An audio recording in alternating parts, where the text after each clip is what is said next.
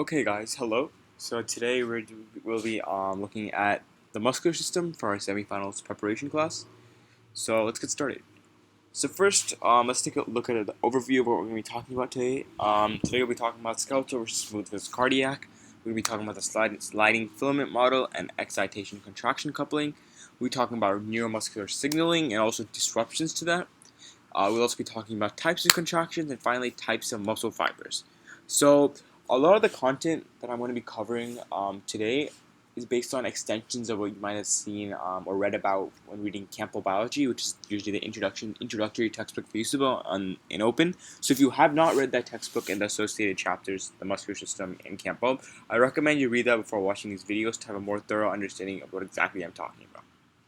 But I think even if you haven't read it completely, you'll still be able to understand a lot of things we're talking about today. Just maybe not understand the intricacies of all the things we're going to be talking about. Because USABO really likes to test over your knowledge of specific pieces and specific parts of large concepts. So you need to make sure you understand every single part of it. Okay. So first, let's start talking about the types of muscles. So the first thing we need to start talking about is what striated muscle is and non-striated muscle is. So you guys probably already know this, but cardiac and skeletal muscle are striated because they have these alternating light and dark bands perpendicular to a longer axis. So let me just show you them. So as you can see the light bands and dark bands over here, and then also with the it's a little harder to see on the cardiac, but you're still able to see it. Another thing is cardiac is more branched than skeletal, so that's another way to tell it apart. As you can tell, right, it's more branched out with the muscle fibers. So that makes it pretty clear that these fibers are more branched. Another thing is that skeletal is multinucleated, while cardiac and smooth usually have single nuclei. And the reason for this we're going to talk about in a second, but it's due to how muscle fibers in skeletal muscle are formed in comparison to how cardiac and smooth muscle fibers are formed.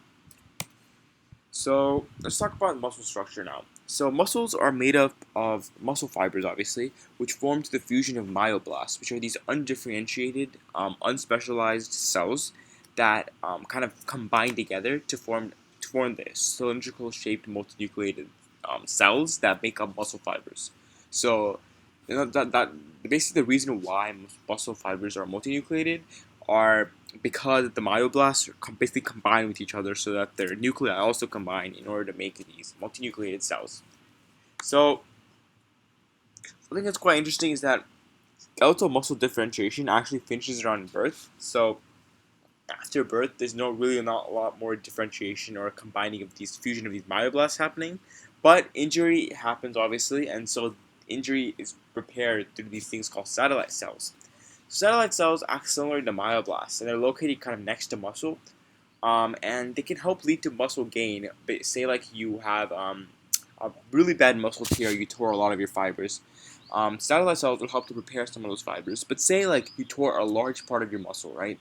Satellite cells can't repair all of that. They can only repair to a certain extent. So then a coping mechanism for these types of injuries is hypertrophy of the muscle, which basically means the muscle size gets larger.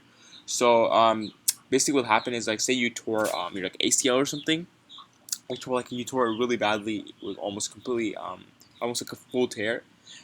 Then you'll see some hypertrophy of your ACL when you get back to walking and other things, and it won't be like super noticeable, but it definitely will be noticeable. Okay, so this picture is kind of bad resolution, but let's quickly go over it. So we're gonna talk about the structure of a sarcomere. So basically, what you need to know about this is they're obviously myosin, which is thick filaments, and actin, which are thin filaments, and then their sarcomere. The defining characteristic of a sarcomere is the part of the muscle that goes from one Z line to another, or it's called Z disc. So anything between those two Z lines, which are at the ends, as you can see, are considered part of the sarcomere. And the sarcomere is kind of broken down into like a few different parts. So the first is the I band, which are on both sides. Second is the A band, and there's the H zone. So we'll talk about what all of these mean and like what you need to know about them in the next slide. So just need to know that I'm sure you guys already probably know this, but myosin kind of interacts with actin in order to cause muscle contraction. So the way it does that is that there's a myosin head, right, which it kind of attaches to the actin molecule, and it kind of pulls it forward. So we'll talk about this. This whole process is called excitation contraction coupling, and the model which kind of is proposed and is most widely accepted is called the sliding filament model. So we'll talk about that also in the next slide, or in the next two slides. So a few things that are kind of important to know is obviously myosin is thick and actin is thin, and then you need to also know about troponin and tropomyosin. So when you see like a contraction, right? How does it happen? So there's calcium released from the sarcoplasmic reticulum, which then goes and kind of causes a change in the structure of the troponin tropomyosin complex. So troponin is basically this molecule that binds to tropomyosin to prevent um, myosin from being able to bind to it, right? From being myosin active, from prevent them from binding to it. So when troponin gets displaced because of calcium, so calcium comes in and displaces troponin, then tropomyosin becomes exposed, and myosin can bind. The myosin head can bind to it, and cause contraction.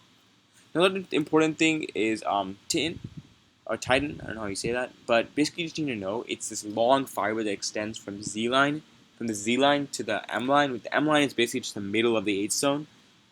So it's just an extension that goes all that way, and it goes from both sides. So it's from this Z disc or Z line to this middle of the M line, and also from this side to that side. This is a really important protein because it basically helps to stabilize the entire thing, and it also has some other functions. But we can look at that later, or if we get time, we'll talk about it more. Another thing that's important to realize is that the I band and the 8 zone change length during contraction. So this kind of makes sense, right? So the parts where it's just actin is the I band, right? Right? Because outside of so the myosin and actin interact for over a certain range of the sarcomere, right? And on the other parts of the sarcomere, it's just actin or just myosin. So past the I band is just actin, right? So when you have contraction and the actin gets pulled in, if you think about it, right, this outside actin has to be pulled in also, meaning this I band shortens. And the other part of the sarcomere that shortens is obviously going to be the 8 zone. And the reason for this is because there's only myosin here, right? So if myosin's pulling in, myosin's also going to be contracting overall. So this 8 zone becomes smaller. But the A band does not change in length because it has both actin and myosin in it. So it's kind of like the two things around it are changing length, but the A band itself is not changing length. Okay, I might be going a little bit fast, so I'll try to slow down here. But basically, let's talk about the sliding filament model now. This is probably the most important thing of the muscular system. Like, if you have to remember one thing from this presentation, it's this. Because this is the most tested topic of the muscular system I've seen in USABO. They like to ask you about very specific stuff about it, but it's really good to kind of understand how this whole thing works. So let's start out with step 1. So myosin cross-bridge attaches to the actin myofilament, right? So you have the myosin head, and it's in its high energy configuration because ATP was just used in the previous step. So it's now has kind of used that ATP or hydrolyze the ATP to connect or attach to the actin myofilament, and then it releases the ADP and the inorganic phosphate because when ATP is hydrolyzed, it breaks up into ADP and P or lone phosphate, and it kind of strokes forward. So think of it kind of like a swimming stroke. So it kind of takes the actin molecule and kind of shoves it forward, like pulls it forward. So the entire actin molecule kind of gets moved forward. And you can see right here, this is actually what tropomyosin is. Going back to what I was talking about earlier, it kind of binds along with troponin on top to prevent this binding of the myosin head. But once its troponin gets displaced, tropomyosin also kind of moves out of the way so that the myosin head can bind. And it kind of pulls the actin filament sliding toward the M line, which is the middle of the sarcomere. And what happens here next after this is it detaches because of the addition of an ATP. This is a very, very important concept.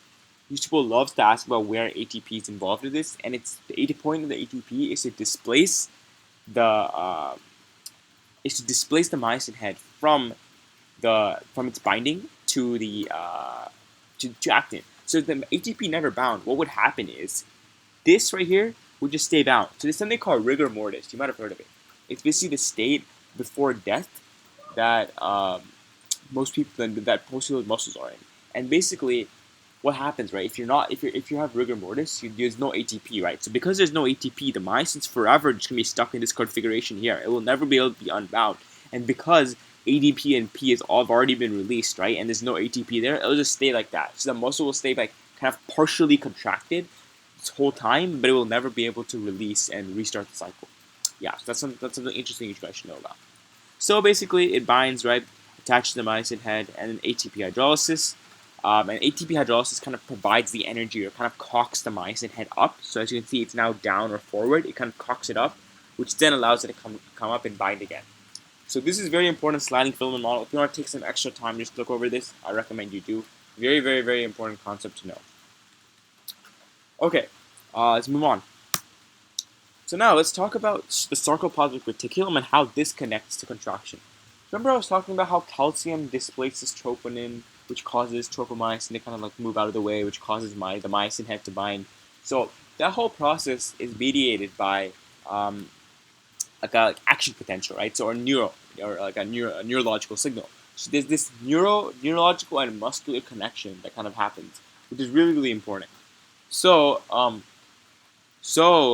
what you need to know is that the muscle action potential is propagated into these things called T tubules. And basically, what these are just extensions of the kind of like pathways through the sarcoplasmic reticulum. So this is very important. This is shown up on many tests. The difference between the DHP receptor and ryanodine receptor. So what you need to know here, DHP just stands for dihydroxypyridine receptor. And basically, it's very similar to the ryanodine receptor. The difference is the muscle action potential goes into these T tubules, right? And when it binds to this DHP receptor, it's actually connected to the ryanodine receptor through something called a foot process. So what happens is when this action potential comes and binds here, it kind of translates the signal to the ryanodine receptor, which is inside of the sarcoplasmic reticulum, and therefore the lateral sacs, which are on the ends of the sarcoplasmic reticulum, get that signal, and calcium is released. And when calcium is released here, it goes down here. It does what I was talking about earlier. It removes troponin and removes the blocking action of tropomyosin, which causes that muscle head. And then when calcium is then, and then afterwards, when your body is like, okay, I'm done contracting, what ends up happening is that the calcium gets removed from troponin, which then comes back and starts blocking again, and that calcium goes back in the sarcoplasmic reticulum. And when another action potential comes, this whole process just restarts again. So this diagram, I really like these diagrams. They're from this textbook called Vander's.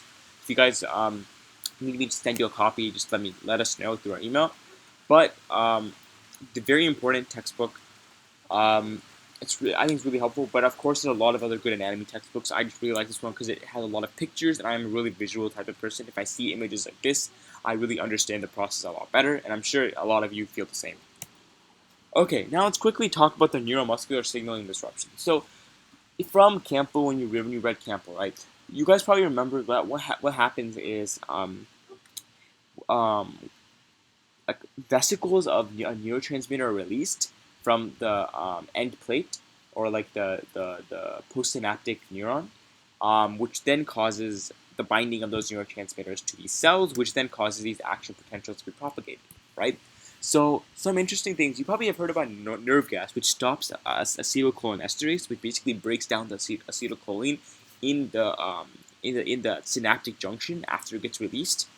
And the solution is to do something called atropine. You actually need to know this by name, in my opinion. I just feel like as USABO gets harder every year, you need to be more familiar with all this stuff. So I would know the name of atropine, which is basically a muscarinic receptor antagonist.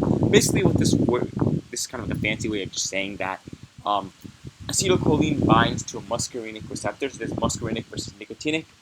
And you guys should know that acetylcholine binds to muscarinic receptors in like skeletal muscle.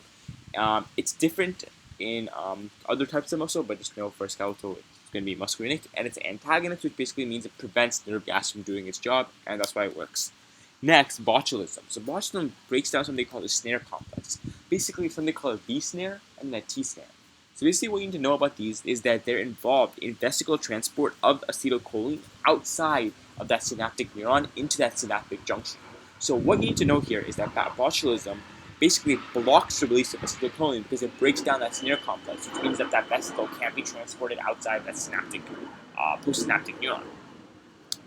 So so in order to combat botulism, what you have to do is you have to basically block its action on the snare complex. So there's a lot of different things you can do in order to basically block that snare complex from being disabled, or being broken down. So now let's move to one of our last topics, which are types of contraction. So I just want to kind of clarify some terms right here. So difference between tension and load, very important. So tension is the force exerted on an object by muscle. So for example, if you're picking up a weight, right? Think of like your biceps and you picking up a weight from the ground, right?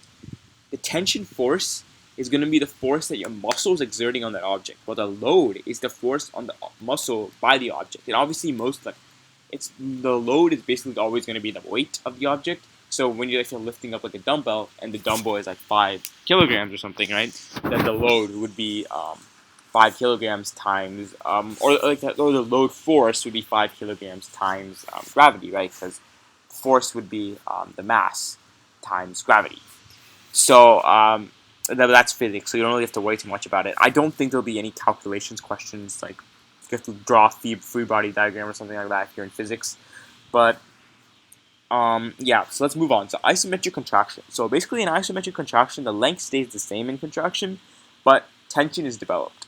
So basically what this means is when you're picking something up, the length of the muscle stays the same, but because of the way you're doing the action, the tension is being developed as you cause the cells to basically gain tension. And isotonic contraction is the length changes, but the amount of tension stays the same. So there's kind of two subtypes of isotonic contraction, which is concentric and eccentric. So the way I think about this is like muscle fibers contract, right? So concentric would be a normal kind of contraction where the muscle length would become shorter. So if tension is greater than load, which makes sense, right? If the muscle is exerting more force than the force of the object, the muscle is kind of going to win in that battle, right? The muscle is going to be stronger. The muscle force is going to be stronger than the load force, so the tension force. So it's because the object is going to be lifted up, so a shortening will happen or a concentric contraction will happen. But if load is greater than tension, right, then the eccentric contraction, which basically means lengthening, will happen. So this makes sense too, because if the load is greater than the tension, the object will kind of pull your arm down, so it'll be lengthened. But now you guys might be wondering, don't muscle fibers only contract? How will you be able to have some sort of a load? How would you be able to have an eccentric contraction if it's lengthening, right? So this is kind of, the name's kind of misleading. There's actually no contraction happening. It's just the muscle cells aren't exerting a strong enough force to pull the object up. So the external force of the object is going to pull the muscle down. So it's actually not it's not an internal force. So if there were only internal forces, no external forces, lengthening cannot happen. Lengthening can only happen if there are external forces that are greater than the internal force of the muscle. Okay, so that was a lot of physics, I guess, right there. But let's take a quick look at a diagram. I think it's a pretty interesting diagram from Banders, of course, one of my favorite anatomy textbooks. So as you can see, when there's maximum shortening velocity or there's zero load, right? Because as you add load, the velocity that you can lift an object up decreases because you have to exert. Because if you're exerting the same force, then you can't basically because if you're exerting the same force, then you can't move faster if there's a load. So as you can see, as there's more load, the shortening velocity decreases, and this is the isotonic shortening we're talking about. And then here we see a lengthening contraction as the load gets greater, and the velocity kind of becomes negative because instead of moving up, consider up as the positive velocity because your arm moves down because the load is greater, right? So then there'll be a negative velocity, which is called the lengthening velocity. So this graph is kind of interesting and it's kind of intuitive, it makes sense. So yeah. The last thing, we talk about skeletal muscle fiber types. So type 1, slow oxidative, and basically low myosin ATPase with high oxidative capacity, and it's going to be used for endurance activities. So slow oxidative makes sense, right? Because if it's slow, that means the muscle fiber will contract really slowly, and if it's oxidative, think of it like the oxidative phosphorylation.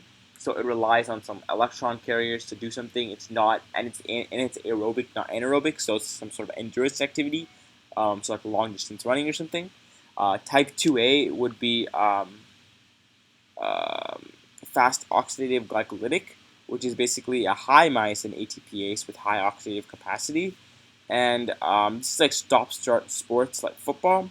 And type 2B is fast glycolytic, which is basically high myosin ATPase with high glycolytic capacity, and it's like powerlifting and sprinting. And this makes sense, right? Because high glycolytic capacity means that the activity is very anaerobic, and sprinting, right? Like once you're out of the blocks, right? Afterwards, you're kind of relying on having like um, relying on anaerobic processes to produce ATP rather than some sort of oxidative process, right? Because you're not going to be getting enough oxygen to do so. So yeah, okay, I think that's basically all for today. Oh, last slide. So smooth muscle contraction, right? So we'll be talking about what smooth muscle contraction looks like. Something called dense bodies, which is basically where thick filaments and thin filaments interact with one another. And so what you will see here is that thick filaments are designated by the brown, while the thin ones are blue. So what you'll notice is that where they intersect is going to be the dense bodies, like I said, and contraction, as you can see, thick filaments, which are going to be kind of like similar to myosin, and the thin filaments, which are going to be like actin. The thick filaments kind of get pulled into each other as they pull the actin, right? So what you'll end up seeing is that so the thick filaments can kind of be pulling the actin or the thin filament in. So therefore you'll see this kind of like more rigid kind of shape of the muscle. So yeah, that's basically all I have today for the muscular system. If you have any questions, leave them in the comments. Yeah, so I'll see you guys in the next semifinal review.